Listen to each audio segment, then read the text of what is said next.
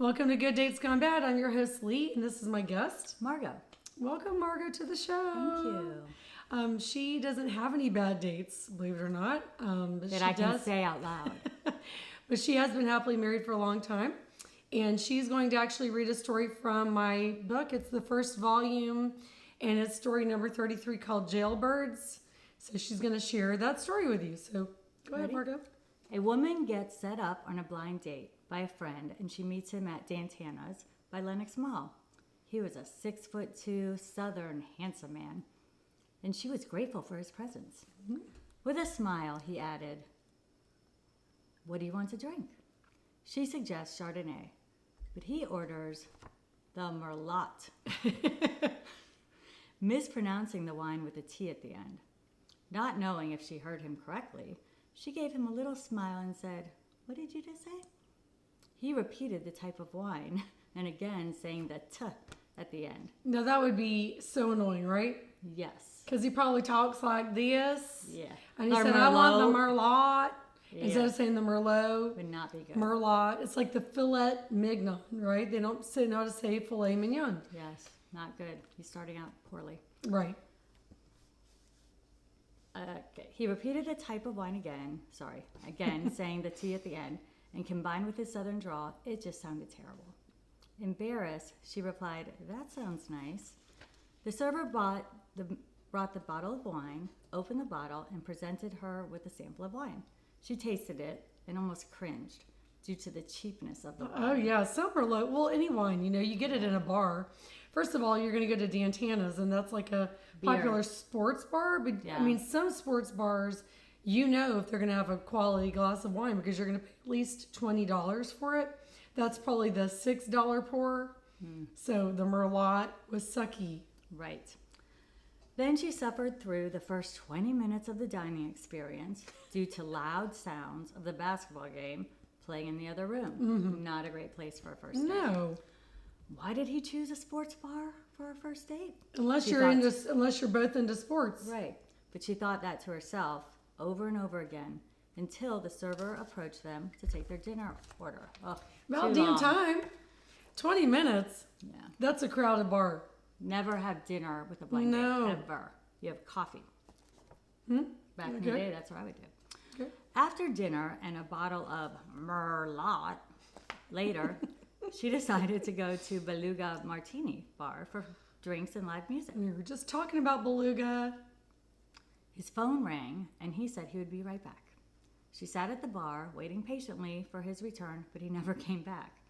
Perplexed and humiliated, she drove her car to Beluga, thinking he might have just been mixed up and decided to drive there. Mm-hmm. No. Upon arriving, she asked the valet if he had come by, and they confirmed that he had not. And where did he go? He went out the back. Oh. My guess. Okay. Maybe he phoned a friend. Yeah. I wonder if this was the days before cell phones. Maybe. Maybe. She decided to go inside anyway and ordered a drink, as she needed to keep her buzz going if this date would be continuing. Glancing down at her watch, she realized that it was now 11 o'clock in the evening. What happened to the guy? We'll find out. I would have found a million other things to do, right? You would have. Yes. I'd be like, I would have found someone else at this point. Yeah. Totally. Then her cell phone rang. It was her daughter, Jesus, crying yes. and desperately trying to form words that she was in jail for a bit and she was in jail for a hit and run incident earlier that evening. Now upset, the woman jumped off the bar stool and headed for the valet to get her car. She reassured her daughter that she was going to drive to the Fulton County Jail. And let me tell you something. Why would you stay at that shitty bar that long anyway? I would have been long gone. I would have been hanging out there. And then, how many drinks has she had? Who is this lady? It's not me, I promise.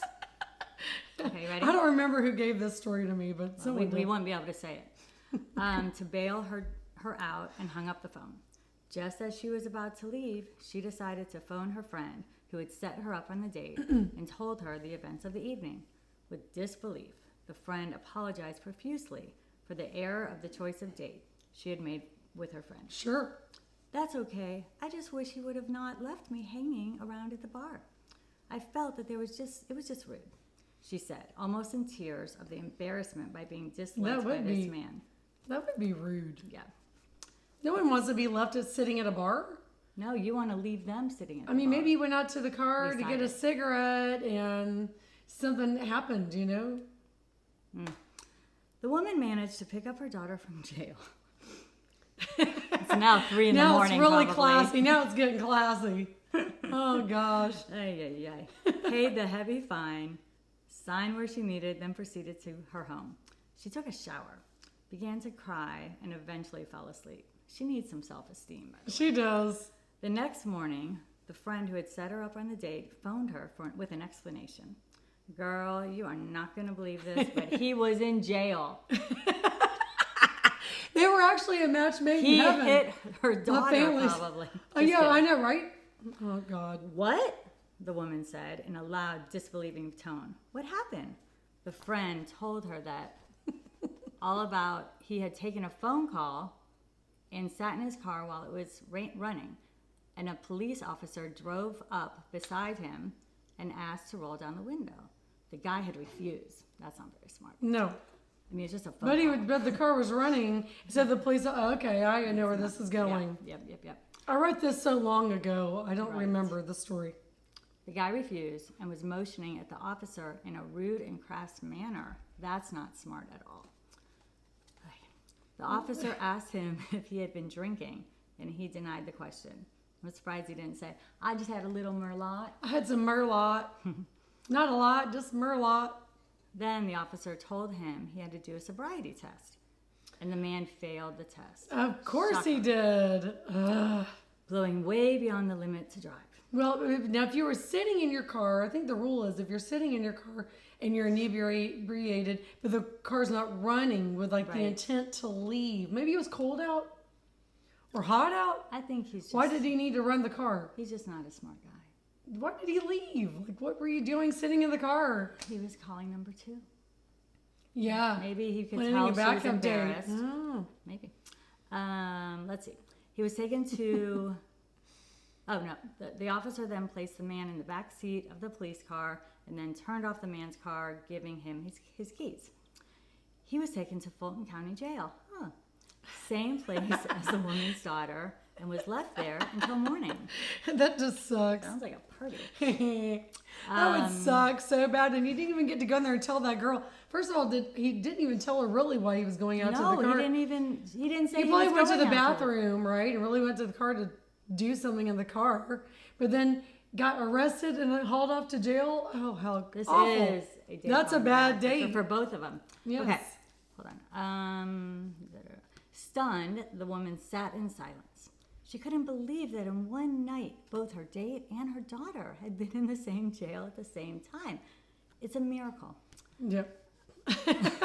Realizing they were more of a match, oh my God. Realizing they were more of a match than she initially thought.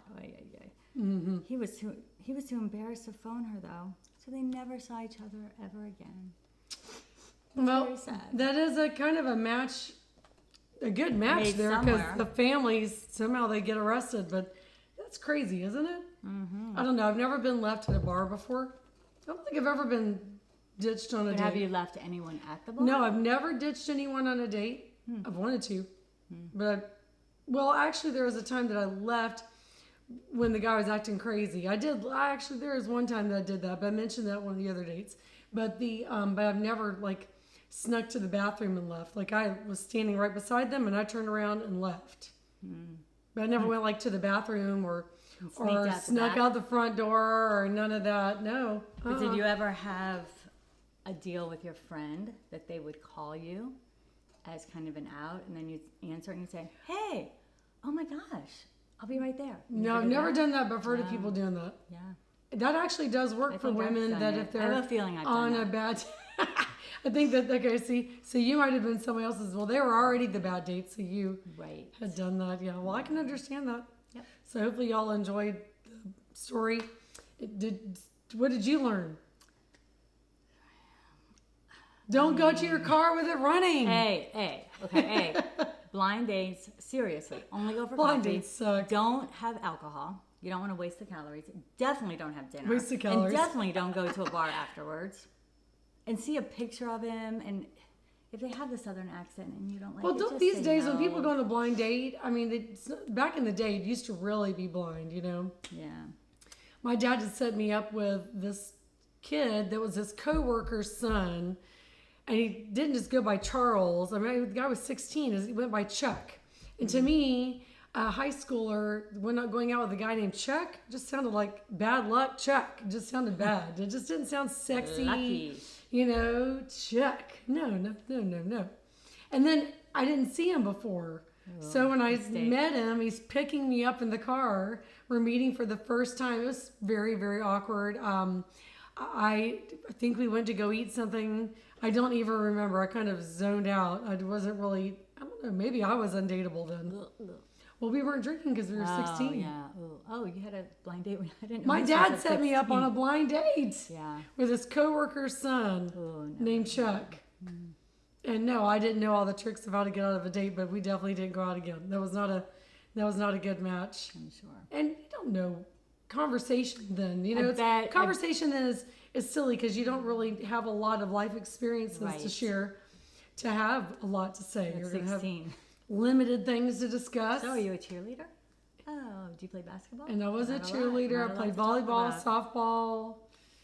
Yeah. Yeah, went to a Christian school, which those people are probably watching this thinking I'm going to go to hell, but that's okay because I'm not going to go to hell. That's when you know you're in trouble when the person that's setting you up says, "Oh, they're really nice. They're so really nice. Yeah. Bad. And they've got a big Never something that good. you have to look at And then the you whole say, time. well, are they cute? And you don't want to sound like that's important. It's like, so what do they look like? So nice, so nice. I mean, a full head of hair. A full head of hair. Full And head it's of down hair. like this. Full, this Rocker the hair style. on this guy. Oh my God, a full head of hair. Full head of hair and the beard to match. Yeah, it's and the glasses and everything. Yeah. Well, there's lots of other good dates gone bad to be shared. So thank you for sharing that You're with welcome. Margo. Thank you for having me. And thanks for being on the show. Thank you for having And me. stay tuned for more good dates gone bad. Cheers.